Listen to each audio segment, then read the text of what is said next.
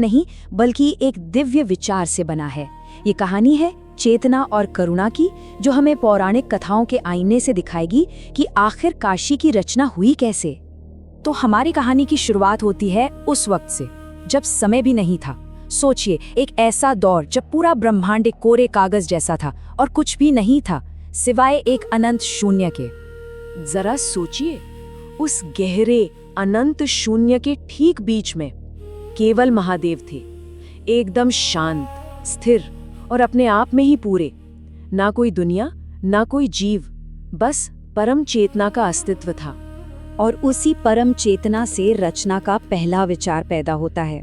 देखिए, ये किसी जंग या जीत की कहानी नहीं है, बल्कि एक गहरे शांत ख्याल से निकली सृष्टि की कहानी है। शिव ने सोचा कि एक ऐसी जगह होनी चाहिए जो मामूली ना हो, एक ऐसी जमीन जो आत्मा की असली जरूरतों को समझे। तो फिर सवाल ये था कि एक आत्मा को आखिर चाहिए क्या होता है। और इस सवाल के जवाब में ना 3 बहुत गहरी शर्तें सामने आईं। एक, ऐसी जगह हो जहां जीना एक बंधन, एक चक्रव्यूह जैसा ना लगे। 2, जहां मौत एक खौफनाक अंत ना हो, बल्कि बस एक पड़ाव हो ताकि डर खत्म हो जाए। और सबसे जरूरी 3, एक ऐसी जगह जहां चेतना घूम फिरकर वापस अपने तौर का मुनद, अपने सोर्स से मिल सके। और इस विचार को हकीकत में बदलने के लिए कोई बड़ा आयोजन नहीं हुआ, कोई यज्ञ या अनुष्ठान नहीं। शिव ने बस अपना त्रिशूल जमीन पर टिकाया और उसी एक दिव्य स्पर्श से एक भूमि प्रकट हुई। वही भूमि कहलाई काशी। लेकिन काशी का बनना सिर्फ एक घटना नहीं थी। नहीं, ये एक वादा था, एक वचन। और इसी वचन ने इसे एक नया नाम दिया और इसकी किस्मत को हमेशा हमेशा के लिए गंगा से जोड़ दिया। काशी का एक बहुत पुराना नाम है अविमुक्त। इसका मतलब होता है वो जगह जिसे कभी छोड़ा ना गया हो। पर ये नाम इसे मिला क्यों? क्योंकि ये वचन किसी और ने नहीं, खुद शिव ने दिया था। उन्होंने कहा, मैं इस भूमि को कभी नहीं छोड़ूंगा। ये सिर्फ एक वादा नहीं, ये काशी की आत्मा का आधार है।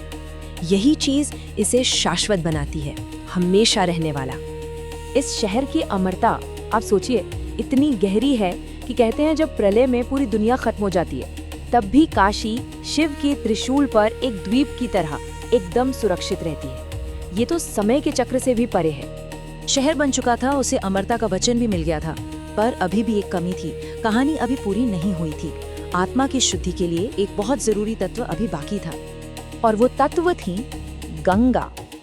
जब गंगा स्वर्ग से धरती पर उतरी तो उनका वेग इतना जबरदस्त था कि पृथ्वी कांपने लगी। तब शिव ने उन्हें अपनी जटाओं में थाम लिया, उनके पूरे वेग को सोख लिया और फिर एक शांत कोमल धारा बनाकर काशी की ओर बहने दिया। और इस तरह काशी में शिव और गंगा का मिलन हुआ। पर ये सिर्फ एक शहर और एक नदी का संगम नहीं था। असल में ये चेतना का करुणा से मिलना था, शिव का शक्ति से मिलना था, और इसी संगम ने इस भूमि को पूरा किया। अब हम काशी के बिल्कुल दिल में पहुंचते हैं, उस जगह पर जो इसे मोक्ष की नगरी बनाती है। एक ऐसा घाट जिसकी कहानी एक दिव्य गहने से शुरू होती है। कहानी कुछ यूं है कि एक दिन देवी पार्वती की मणि जड़ी हुई बाली, यानी मणिकर्णिका, एक कुंड में गिर गई और धरती में समा गई।